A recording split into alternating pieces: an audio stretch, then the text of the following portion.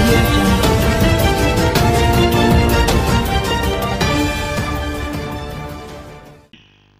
ఇది 5 కోట్ల జనాభాకు సంబంధించిన విషయం. మనము చేయని తప్పుకి ఈ రోజు మనం శిక్ష అనుభవిస్తున్నాం. ఆ రోజు గాని హేతుబద్ధత్వ విభజన జరుగుంటే మనకి ఈ సమస్య వచ్చేది కాదు. చాలా మంది ఎవరు కూడా ఇష్టపడకపోయినా ఆ రోజు వన్ సైడ్గా విభజన చేసే పరిస్థితికి వచ్చారు.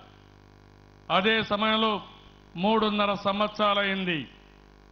ఆ రోజు బీజేపీ తెలుగుదేశం పార్టీ పొత్తు పెట్టుకున్నామంటే రాష్ట్రానికి న్యాయం చేయడం కోసమే ఆ రోజు పొత్తు పెట్టుకున్నాం. మన మంత్రులు అక్కడున్నారు, వాళ్ళ మంత్రులు ఇక్కడున్నారు.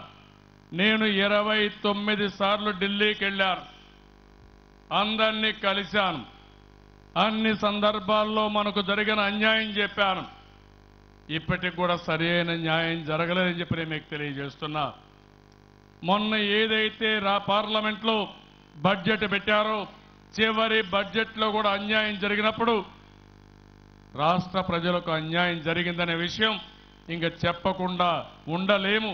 ఇది కరెక్ట్ కాదనే ఉద్దేశంతోనే తెలుగుదేశం పార్టీ అక్కడి నుంచి గట్టిగా నిలదీశామని చెప్పి కూడా నేను మీకు తెలియజేస్తున్నా. ఈరోజు ఒకే విషయం మీరు గుర్తుపెట్టుకోవాలి.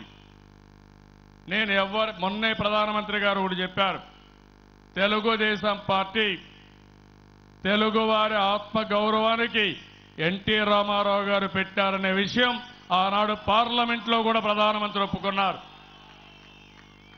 ఇది తెలుగువారి ఆత్మ గౌరవానికి సంబంధించిన విషయం. ఆ విషయం అందరూ గుర్తుపెట్టుకోవాల్సిన అవసరం ఉంది. ఏంటండి, వీడియో నచ్చిందా?